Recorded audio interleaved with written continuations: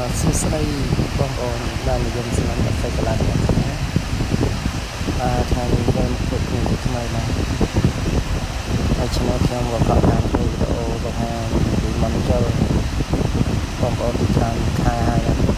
ជាប់ប្រវត្តិការនេះណាហើយថ្ងៃនេះចុះមកព្រៃនគរលេងផ្ទះបាន3ថ្ងៃក៏ធ្វើពេលវេលាថតឲ្យក្របខ្ញុំថាស្ការនេះបាទនេះខ្លះរោមហើយបងប្អូនខ្លះរោមម្ដងតែមានវាជ្រុះចង់អស់ហើយនេះទៅប្រដោះឡើងចាប់ដើមដុះឡើងវិញបាទទៅជ្រុះចង់អស់ដែរបងប្អូននៅប៉ុណ្ណឹងបាទហើយជា2ខែអីទៀតដុះឡើងពេញវិញក៏ទៅយើងពេញទៅកៅវីដេអូកៅប្រហែលខែមុនទៅយើងពេញស្អាតណាស់ទៅផ្លិតហើយនេះខ្ញុំបង្ហាញបងប្អូនឲ្យនៅចកាបាទហើយនៅចកាវាប្រភេទចកាវា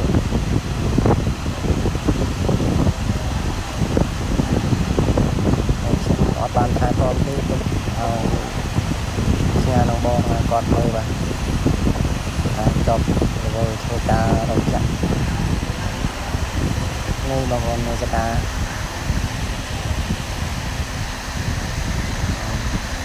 ការវាខំស្បាក់នេះហៅថាចកានេះហើយក្របនេះស៊ី2ដងហ្នឹងបងប្អូនតែខ្នាយទៅតែកាត់បាទខ្ញុំចុះមកឃើញខ្នាយមន់វែងទៅប្រកាត់ទៅខ្នាយទៅតែកាត់ម្ដងទៅ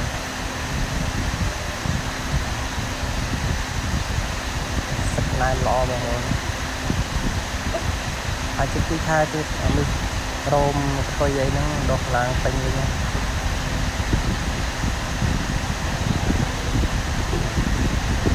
ក្បាលល្អពុកក៏ល្អ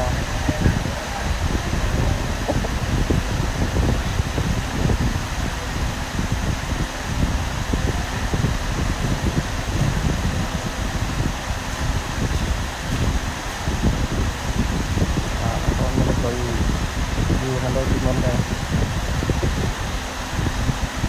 เป็นที่มันใบผมก็ทาการน้องก็ตีเราเต้นแต่เลยสรุปออกรู้ให้เราสาวตาก็ตีได้ใบไกลต่อแต่ดอกมองตาสันที่ยังไม่ซาพอตะกี้ตัวใหญ่จะรุนหลอกบ้านเลื่อนมาใส่บานคนเป็นชายตอมอยู่ที่นองรมที่đục đó đa tài có về mình sang lươn thì về có tất hai tôm đi to đây nha các con phải chơi subscribe channel thì mình lại con làm bài chơi